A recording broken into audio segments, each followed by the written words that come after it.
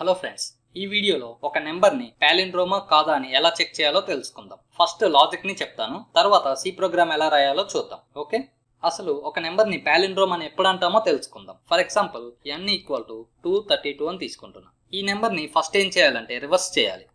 అంటే 232 రివర్స్ చేసిన తర్వాత వచ్చిన నెంబర్ని ఈ స్టార్టింగ్లో ఉన్న నెంబర్ని కంపేర్ చేస్తాం. రెండు ఈక్వలా అని. అవి రెండు ఈక్వల్ అయితే అది పాలిండ్రోమ్ నెంబర్. ఒకవేళ ఈక్వల్ కాకపోతే పాలిండ్రోమ్ నెంబర్ కాదు. ఫర్ ఎగ్జాంపుల్ 123 తీసుకుందాం.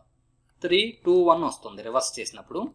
ఇవి రెండు ఈక్వల్ కాదు కదా, అప్పుడు ఇది నాట్ పాలిండ్రోమ్. ఇప్పుడు ఫస్ట్ ఏం చేద్దామంటే ఒక నెంబర్ని ఎలా రివర్స్ చేయాలో తెలుసుకుందాం. నేను ఆల్రెడీ ఒక వీడియో అప్లోడ్ చేశాను ఒక నెంబర్ని రివర్స్ ఎలా చేయాలి అనే దాని మీద. ఆ వీడియో చూసిన వాళ్ళు ఈ వీడియోని కొంచెం ఫార్వర్డ్ చేసేయండి ముందుకి. చూడని వాళ్ళు ఈ వీడియో మొత్తం చూడండి. ఓకే, ఈ ఎగ్జాంపుల్ కంటే కూడా ఫస్ట్ ఈ ఎగ్జాంపుల్ తీసుకొని చేస్తే మనకి ఈజీగా అర్థమవుతుంది రివర్స్ ఎలా చేస్తున్నాము అనేది. ఓకే, సో 123 తీసుకుంటున్నాం. తర్వాత రివర్స్ అని ఒక వేరియబుల్ తీసుకుంటాం. అలాగే రిమైండర్ అని ఇంకొక వేరియబుల్ తీసుకుంటాం. తర్వాత ఇంకొకటి n1. ఇవి ఎందుకో నేను మీకు చెప్తాను. ఈ రివర్స్కి స్టార్టింగ్లో 0 ఇచ్చేస్తాం. ఇప్పుడు ఫస్ట్ ఏం చేయాలో చూడండి. మనం 123లో నుంచి 3ని తెచ్చుకోవాలి. ఇలా ఎప్పుడైనా ఒక నెంబర్లో చివరి నెంబర్ని తెచ్చుకోవాలనుకోండి, దానికి ఒక చిన్న టెక్నిక్ ఉంది. అదేంటంటే ఆ నెంబర్ని 10తో మాడ్యులర్ డివిజన్ చేస్తాం. ఏ నెంబర్నైనా కూడా 10తో మాడ్యులర్ డివిజన్ చేస్తే దాని చివరి నెంబర్ మనకు వచ్చేస్తుంది. అది ఎలాగో చూద్దాం. చూడండి, 123ని 10తో డివైడ్ చేస్తుంది. 10 12s are 120. ఇంకా ఎంత ఉంది? 3 ఉంది. ఈ 3ఏ ఈ మాడ్యులర్ డివిజన్కి రిజల్ట్ అనమాట. అంటే ఫర్ ఎగ్జాంపుల్ a = అని ఇచ్చామనుకోండి, అప్పుడు ఏలోకి ఎంత వస్తుంది అంటే 3 వస్తుంది. ఇది కాకుండా ఇంకో ఎగ్జాంపుల్ తీసుకుందాం. b = 75 modular division 10. ఇప్పుడు 75ని 10తో డివైడ్ చేస్తుంది. 10 7s are 70. ఇంకా ఎంత ఉంది? 5 ఉంది. సో ఈ 5 అనేది రిమైండర్. ఈ 5 bలోకి వస్తుంది. ఓకే, అంటే 75లో నుంచి చివరి నెంబర్ని తెచ్చుకుంటున్నాం. అలాగే ఇక్కడ కూడా హ్యాపీగా రిమైండర్ = n మాడ్యులర్ డివిజన్ 10 అని ఇస్తాం. ఓకే, 123 మాడ్యులర్ డివిజన్ 10 జరుగుతుంది. 3 వస్తుంది కదా, ఆ 3 వాల్యూ రిమైండర్లోకి వస్తుంది. తర్వాత ఏం చేస్తామంటే రివర్స్ రివర్స్ ఇంటూ 10 చేస్తాం ప్లస్ రిమైండర్. ఇది మీకు ఎక్స్ప్లెయిన్ చేస్తాను. ఫస్ట్ రివర్స్ వాల్యూ ఎంత ఉంది? 0 ఉంది. 0 ఇంటూ 10 0 ప్లస్ రిమైండర్లో 3 ఉంది. 0 + 3 ఆ 3 అనేది రివర్స్లోకి వస్తుంది. ఇప్పుడు చూడండి, ఫస్ట్ మనం ఈ చివరి ఉన్న నెంబర్ని స్టార్టింగ్లోకి తెచ్చేసుకున్నాం. తర్వాత ఏం చేయాలి? ఇక్కడ ఉన్న నెంబర్ని తెచ్చుకోవాలి. దీనికోసం మనం ముందేం చేయాలంటే ఈ 123ని కాస్త హ్యాపీగా 12 లాగా మార్చేస్తాం. అది ఎలాగో చూద్దాం. n = n / 10 అని ఇస్తాం. సి ప్రోగ్రామింగ్లో ఒక చిన్న టెక్నిక్ ఉంది. అదేంటంటే ఇక్కడ చూడండి, ఫర్ ఎగ్జాంపుల్ 10 / 3 అని ఇచ్చామనుకోండి, అప్పుడు మామూలుగా అయితే ఏం జరగాలి? 3.33 రావాలి. కానీ సి ప్రోగ్రామింగ్లో ఒక ఇంటీజర్ నెంబర్ని ఇంకొక ఇంటీజర్ నెంబర్తో డివైడ్ చేసామనుకోండి, దాని రిజల్ట్ కూడా ఇంటీజరే వస్తుంది. అంటే ఈ 0.33 అనేది రాదనమాట, ఓన్లీ 3 వస్తుంది. అలా ఇంకొకటి తీసుకుందాం. 5 / 2 చేద్దాం. మామూలుగా అయితే 2.5 రావాలి, కానీ 2ఏ వస్తుంది. ఓకే, ఈ 0.5 రాదు. మీకు ఒక డౌట్ రావచ్చు, మరి 2.5 రావాలంటే ఎలా అని. అప్పుడు ఏం చేయాలంటే ఈ పైన ఉన్న నెంబర్ అన్నా ఫ్లోటింగ్ పాయింట్ నెంబర్ అవ్వాలి, లేకపోతే కింద ఉన్న నెంబర్ అన్నా ఫ్లోటింగ్ పాయింట్ నెంబర్ అవ్వాలి. ఏదో ఒకటి ఫ్లోటింగ్ అయితేనే మనకి రిజల్ట్ అనేది ఫ్లోటింగ్ పాయింట్ వాల్యూ వస్తుంది. ఓకే, ఇలా కాకుండా ఇంకొక మెథడ్ కూడా ఉంది సి ప్రోగ్రామింగ్లో.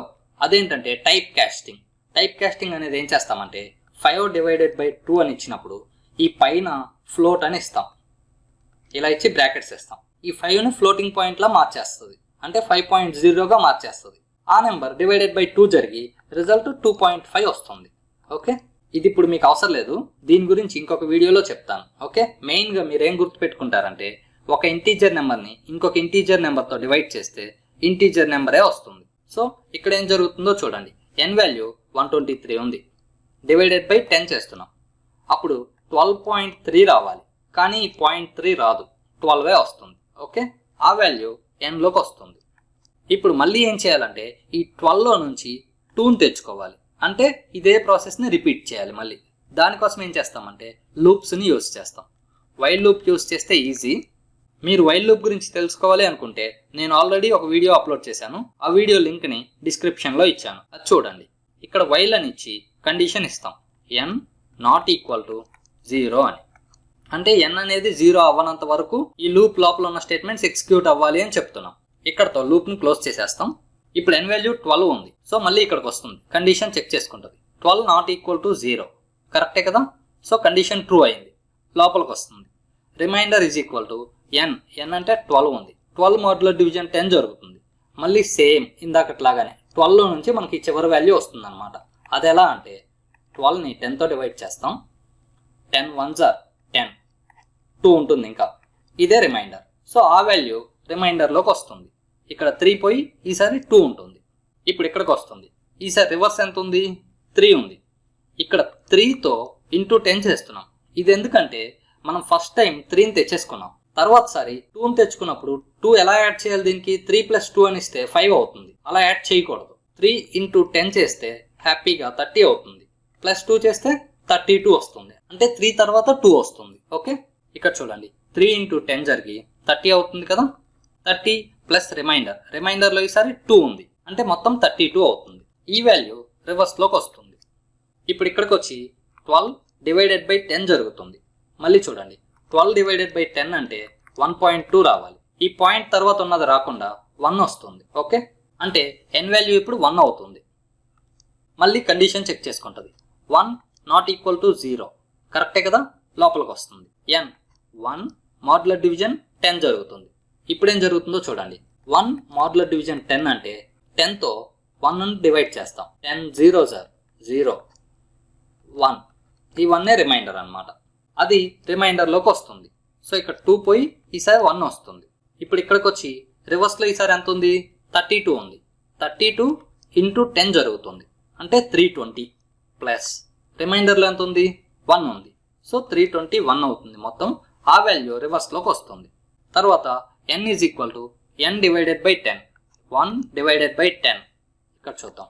1 డివైడెడ్ బై 10 0.1 రావాలి.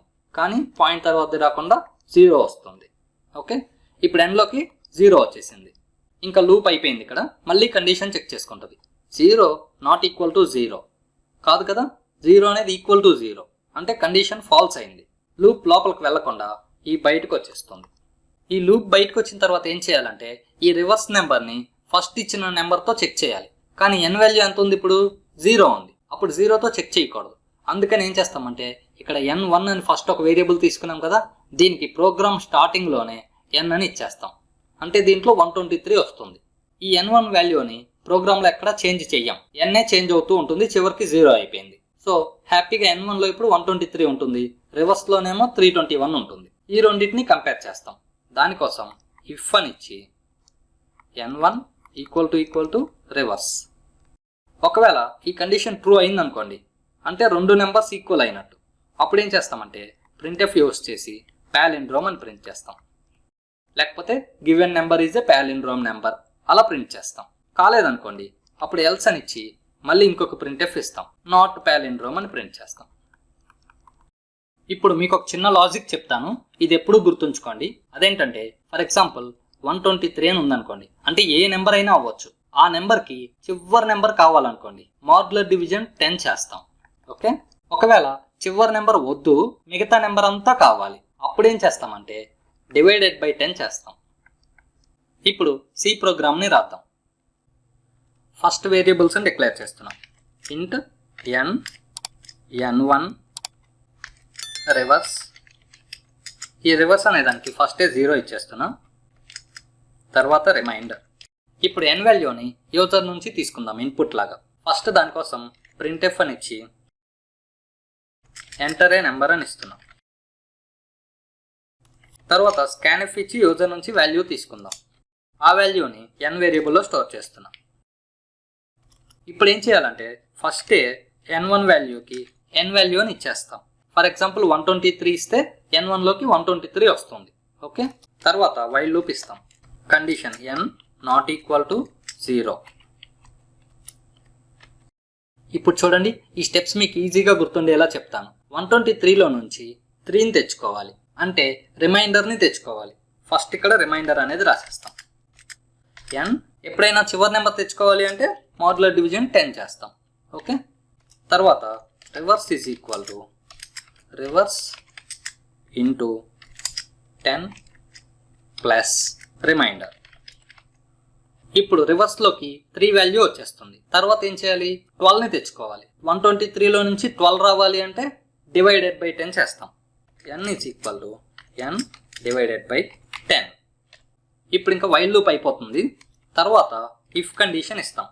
If n1 equal to reverse అయితే పాలిండ్రోమ్ అని ప్రింట్ చేస్తాం. ప్రింట్ఎఫ్ యూస్ చేసి పాలిండ్రోమ్ అని ఇస్తున్నాం. లేకపోతే ఇక్కడ మీరు గివెన్ నెంబర్ ఈజ్ పాలిండ్రోమ్ అని కూడా రాయొచ్చు, లేదా ఇంకొకలాగా కూడా రాయొచ్చు. గివెన్ నెంబర్ అని ఇచ్చే బదులు ఇక్కడ మొత్తం ఇది తీసేసి %d అని ఇచ్చి ఈజ్ పాలిండ్రోమ్ అంటే ఇక్కడ కామా ఇచ్చేసి n1 వాల్యూని ఇవ్వాలి. తర్వాత ఎల్స్ అని ఇచ్చి ఇదే ప్రింట్ఎఫ్ యూస్ చేసి సేమ్ నాట్ పాలిండ్రోమ్ అని రాస్తాం. ఇప్పుడు అవుట్పుట్ చూద్దాం. ఫర్ ఎగ్జాంపుల్ ఫస్ట్ 123 ఇస్తున్నా. చూడండి 123 ఈజ్ నాట్ పాలిండ్రోమ్. ఈసారి ఇంకొక నెంబర్ ఇద్దాం. 232 ఇస్తున్నా. 232 ఈజ్ పాలిండ్రోమ్. మీకు ఈ పాలిండ్రోమ్ ప్రోగ్రామ్ ఈజీగా అర్థమైంది అనుకుంటున్నాను. మీ ఒపీనియన్ ఏంటో కామెంట్స్లో తెలియచేయండి. అలాగే మీరు కూడా ఈ సి ప్రోగ్రామ్ని రాయండి. Thank you.